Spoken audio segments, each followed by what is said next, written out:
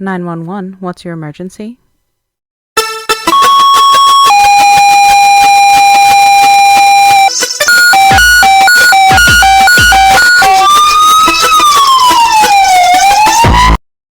The following content is graphic, emotional, and includes dark humor that may not be suitable for all listeners. Discretion is advised. These stories are based on real-life EMS and first responder experiences. Calls are real, providers are real, names and details have been changed to protect privacy.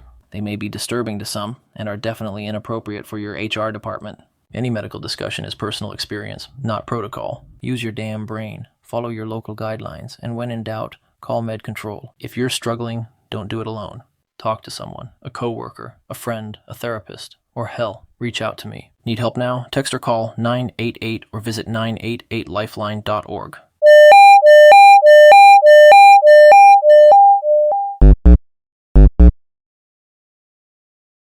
Some stories are dramatic, some are loud, bloody, traumatic. This one isn't. This one's about toe pain at 3 a.m., about the frequent flyers we all roll our eyes at, about the people who call too often for too little. This is about compassion, and how damn easy it is to forget. We all have them. The lady who calls every 3 days for nausea. The guy who swears his sugar is low, but it's always 125. The repeat fall patient with the loose carpet and no furniture. We gripe, we moan, we predict the outcome before we knock on the door. I've done it. You've done it. We all have. Hell, I used to compete with a coworker on who could guess the complaint word for word, but one call changed that for me. It was a woman who called every few days. Belly pain, dizziness, weakness, take your pick. Vitals were always normal. Labs always clean. She always refused transport after we showed up. One night, I sat down and actually asked her, "Miss Mary, why do you keep calling us?" She said, "Because I don't have anybody else who will sit here and ask how I'm doing." That hit hard. She didn't need a medic. She needed a human, and we were the only ones still coming. Now let's not pretend I've always been a saint.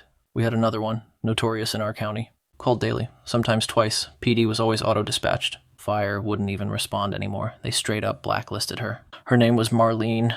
We're staging in the rig. Exhausted, fried, annoyed. She walks right past my window, and I don't know what possessed me, but I smashed the air horn. She screamed. Full-on pissed herself, threw her meds at the truck like grenades. My partner was in shock. I was in oh shit mode. We didn't even get out at first. And the worst part? I laughed. I wasn't proud, it wasn't professional, but it was real. And the next day, she called again, still smiled, still offered us bottled water, still said, "Thank y'all for coming." That was the day I realized I'd stopped seeing Marlene as a person. But it doesn't always end with a laugh. There was another regular, Mr. Leon. Guy in his 60s, isolated, no kids, no spouse, no family we knew of. Called often, too often. Chief complaint, can't breathe. But when you got there, vitals were perfect, lungs clear, O2 set at 99. You'd treat, reassure, maybe give a nebulizer, and leave. We got used to it until the one time we didn't get there in time. Dispatch tone was the same. Same house, same complaint, can't breathe. We figured it was another routine run, but when we walked in, the smell hit first. He was already gone, long gone. And the worst part? He'd called earlier that day. No units were available. That was the last time his name ever showed up on a screen. We all felt it. That gnawing guilt. That moment where you realize he did everything right and we still didn't get there in time. Somewhere along the line, we stopped treating him like he mattered. And that day, we weren't there when he needed us most. There was this one patient, Evelyn. Regular caller, always the same thing, chest pain. We ran her dozens of times. Vitals were always okay. EKG's clean. She'd go in, come home, call again a few days later. It became routine. Too routine. Then one day, she called again. Same complaint, same voice. We got dispatched. 15 minutes later, me and my partner walked into her house and found her dead. She was still on the floor, TV still on. Phone just a few feet away, like she dropped it right after calling. No struggle, no drama, just gone. And that one hit hard because we thought we knew her pattern. Thought we'd show up, check her out, and move on like usual. But this time, Evelyn really needed help, and we were too late.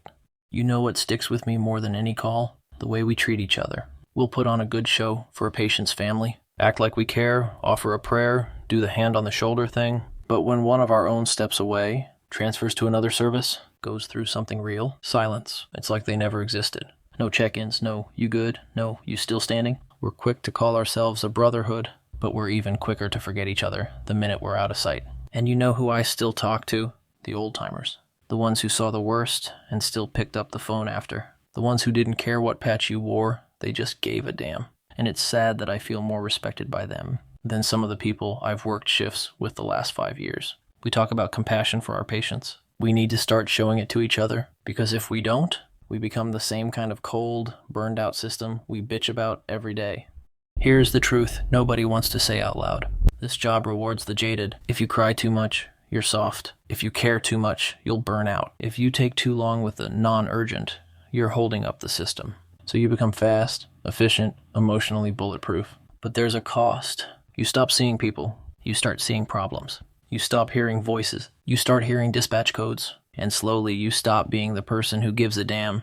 Not everyone calls 911 for a real emergency, but they call because something is wrong. Loneliness, fear, loss, confusion, helplessness, all of it can feel just as life-threatening as chest pain, sometimes worse. So yeah, compassion is hard. It's inconvenient. It's exhausting. But it's what makes you human in a system that tries to strip that away. Next time you get that bullshit call, toe pain at 3 a.m., just not feeling right, the voices told me to, take a second and show up. You don't have to be their therapist. You don't have to fix their life, but you can listen. You can look them in the eye, and you can remind them they still matter, because maybe they've got nobody else who will. This is Dispatched and Dysfunctional, where not all stories have blood. Not every trauma needs a tourniquet. Sometimes the worst calls are the quiet ones we almost ignored, because the ones we joke about, the ones we get tired of showing up for, sometimes they die too. And I'll say this loud: I'd rather hear your voice, your demons, your bullshit at 3 a.m. than read your goddamn eulogy. Need support right now? Text or call 988 or visit 988lifeline.org. Want to share your story? Visit critical-run.com or message the Facebook page Dispatched and Dysfunctional. We're building this for you, for them, for all of us. So be who you set out to be, not what this job slowly shapes you into. Be the kind of responder you'd actually be proud to know. The kind of human you'd want walking into your grandma's house at 3 a.m. And don't let this profession, or the people in it, take that from you. Yeah, we're all a little fucked up. We're dark. We're disturbed. We're weird in our own ways. But we got into this, EMS, fire, PD, because we gave a damn. Don't lose that.